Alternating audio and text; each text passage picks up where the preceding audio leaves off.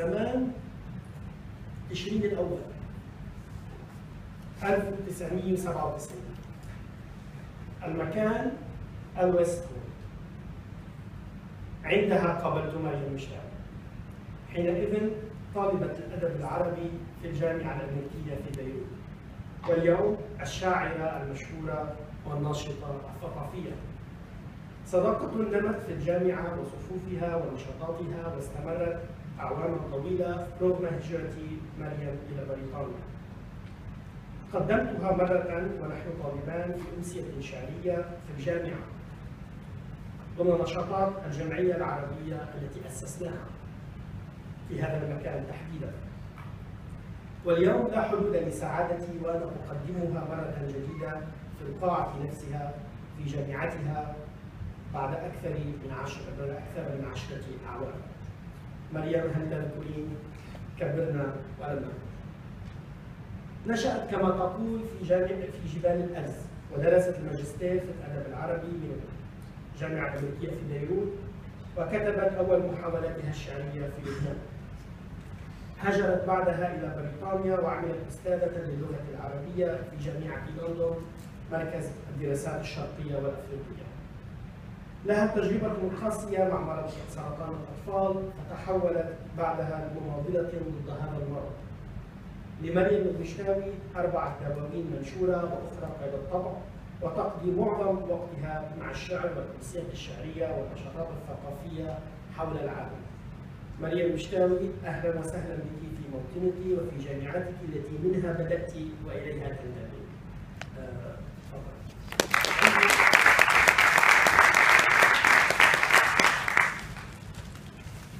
أيضا هدية بسيطة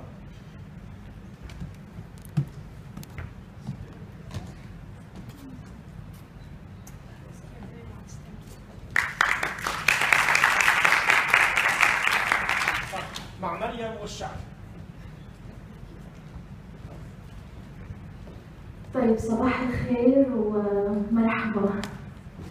سعادتي كبيرة كتير اليوم، وأشعر بالفخر وباعتزاز إني أنا بيناتكم.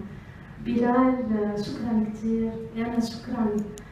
حاسة اليوم عم بسترجع ذكريات، يعني عم برجع أعيش لحظات عشناها من 10 سنين على نفس الستيج، نفس النشاطات الثقافية، نفس الوجوه الجميلة. ريما، وشك الحلو كمان اليوم.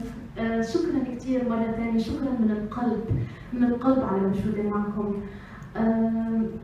أنا طالبة هيدي الجامعة، وأنا أشعر بالانتماء إلى الجامعة الأمريكية في بيروت، أشعر أن هذا هو بيتي وهذا هو وطني.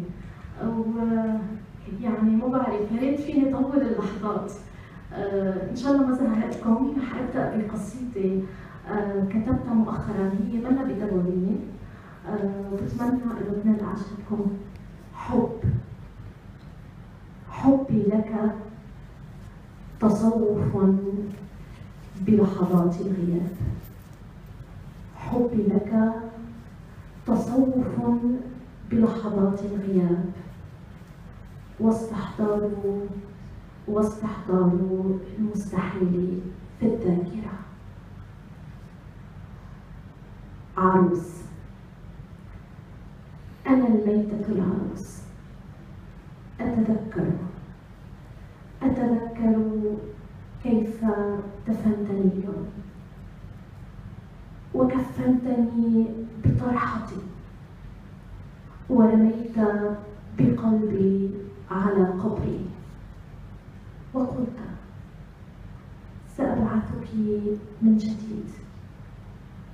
فشهقت تربة الزيتون، وانتفخت قناديل الزيت بعتمة الليل، وضاع الطريق.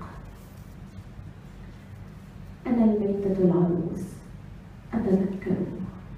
أتذكر كيف أوصيت الغريب بغسل شعري الطويل بطيب الأحضر، فانهمر المطر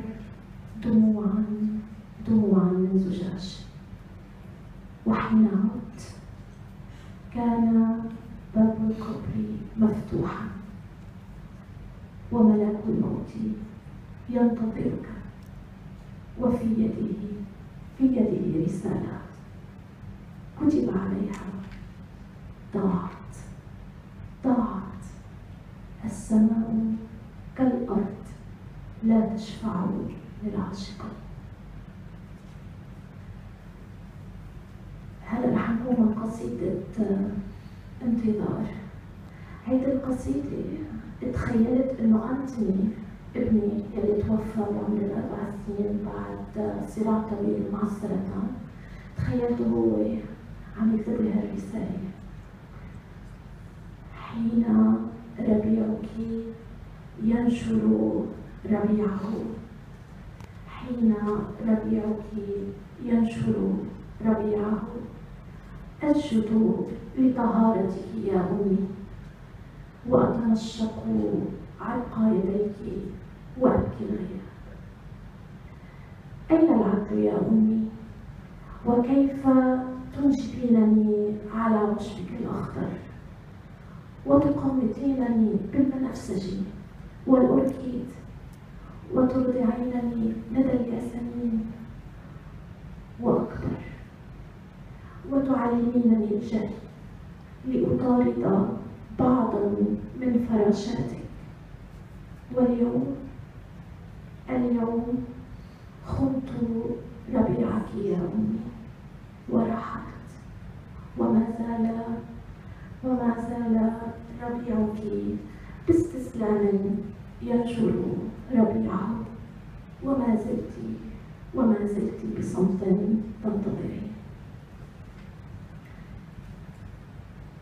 هلا رح أقوم عن قصيدة اسمها غدا.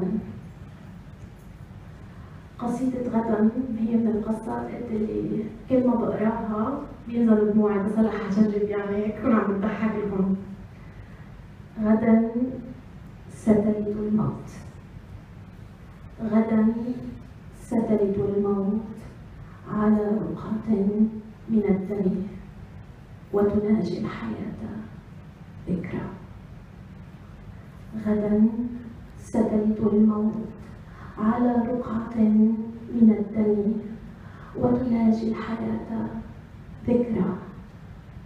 غدا سترد الغياب وتتقمط الخيبة، وتخفو الفجيعة على سطحها، تتلوى قطرات الدموع من ثديها، تعلن بداية عمر من شتاء. آخر قصيدة اللي حقرأكم إياها هي قصيدة الحذاء الصغير. قصيدة الحذاء الصغير لها قصة صغيرة. حين تركت أنتوني في المستشفى، وكان آخر لقاء بيننا، عدت إلى البيت، عدت لأبحث عنه. وكان الشيء الوحيد الذي تمكنت من معانقته حذاء الصغير. فنشأت علاقة حب بيني وبين الحذاء الصغير. ها أنا أعانق حذاءك الصغير، ها أنا أعانق حذاءك الصغير، فأمشي به خلف ذكراك، يأخذني إلى موسم الدفء والحنين، فأشعر بآلام المخاض من جديد، وأنتظر ولا تأتي الساعة، أنتظر يوما، شهرا، سنة، دهرا، وآلام الولادة تشتد، والعمر يمر، وحذاؤك الصغير يعانقني. آخر قصيدة لكم الليلة هي قصيدة كمان كتبتها كان بمناسبة عيد الأم كان أصعب عيد أم مرق علي، بس كان في مثل مهمة أو مشن من وراء اللي صار هيدا اللي بقدم فيه. عيد الأم، حين يأتي عيد الأم وأنت لست معي، يضرب الربيع عن المشي وتخرق الورود صغارها البراعم. حين يأتي عيد الأم وأنت لست معي، يضرب الربيع عن المجيء وتخنق الورود صغارها البراعم. حين يأتي عيد الأم وتأتيني أختك بهدية، أرى هداياك المدفونة في كل عيد قادم. يا صغيري لحظتي ناقصة، وأنا